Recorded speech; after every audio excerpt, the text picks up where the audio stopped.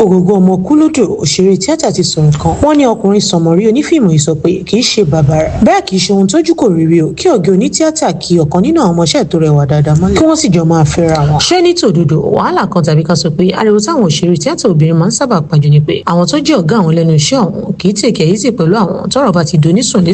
Wọ́n láwọn tí wọ́n jẹ́ àgbọ̀jọ̀gbọ́n nídìí iṣẹ́ yẹn bíi kí wọ́n máa la àwọn mọ́lẹ̀ bíi màálù lọ́pọ̀ wọn mọ̀ tí wọn yóò mọ̀ folúwa búra fànábì ṣẹ̀rí wípé àwọn yóò sọ irú obìnrin bẹ́ẹ̀ di ìràwọ̀ ńlá ṣùgbọ́n tó jẹ́ pé BLLB lọ̀rọ̀ wọn máa ń bá di o. ṣáà ìmọ̀ ohun tí wọ́n ń pè ní BLLB ó yẹ fi sábẹ́ comment section tó bá yẹ yín lóòótọ́. kí n má fọ̀rọ̀ sílẹ̀ sọ̀rọ̀ Ògògó ọmọ kúlódò ló sọ pé kò sóhun tó burú kí ọ̀gá òṣèré rí arẹwà obìnrin nínú àwọn ọmọ ọkọṣẹ́ rẹ̀ kó sì kẹnu ìfẹ́ sí i ṣá ó là á mọ́lẹ̀ dáadáa pé kì í ṣe tipátipá o. tí obìnrin tí èèyàn kọ ẹnu ìfẹ́ sí ò bá gbà kí irú ọ̀gá bẹ́ẹ̀ gbójú kúrò ní. ṣùgbọ́n tí ọ̀rọ̀ bá wọ̀ láàrin àwọn méjèèjì kí wọ́n máa béèrè ìfẹ́ wọn lọ lókù. lásìkò ìfọ̀rọ̀wérọ̀ lórí Fuel Right TV News gan lòṣèré tíátà yìí ti sọ bẹ́ẹ̀. ó ní kì í ṣe ẹ̀ṣẹ̀ tàbí nǹkan tí ojú òrí kí ọ̀gá iṣẹ́ ní èròǹgbà fífẹ́ sí ọmọọṣẹ́ rẹ̀. àti pé nǹkan tí ọ̀pọ̀ èèyàn mọ̀ nípa àwọn ọmọ ọ̀kọ́ṣẹ́ òṣèré tíátà ni pé ọ̀pọ̀ wọn ò wá kọ́ṣẹ́ nítorí wọ́n fẹ́ di òṣèré. àwọn ìmíràn wá nítorí wọ́n nífẹ̀ẹ́ ọ̀gá wọn ni tí wọ́n dẹ̀ fẹ́ máa ṣe wọléwọ̀de pẹ̀lú wọn. Ògògó ṣaláì sọ̀rọ̀ nípa ìrírí tó ní nígbà tó wà ní ọdún fàtíátà. ó ní nígbà yẹn ọ̀pọ̀lọpọ̀ àwọn ọmọọṣẹ́ obìnrin tí wọ́n ń wá nítorí Yínká Quadri Abilare àti òun gan pẹ̀lú ni wọ́n ṣe ń wá kì í ṣe nítorí pé wọ́n fẹ́ kọ́ṣẹ́ ni. lákòótán Ògògó ní tí ọmọọṣẹ́ bá wá bóun òun ó béèrè bóyá ó fẹ́ káwọn jọ máa wà papọ̀. kò sí wàhálà kankan níbẹ̀ ṣùgbọ́n kì í ṣe tipátipá tí kò bá wọn ẹni bẹ́ẹ̀. èyí fi hàn pé kálukú ló mọ nǹkan tó bá lọ sídìí òṣèré. àwọn mìíràn òkìkí ni wọ́n bá lọ táwọn mìíràn sì lọ nítorí ẹni tí wọ́n fọ́ fún.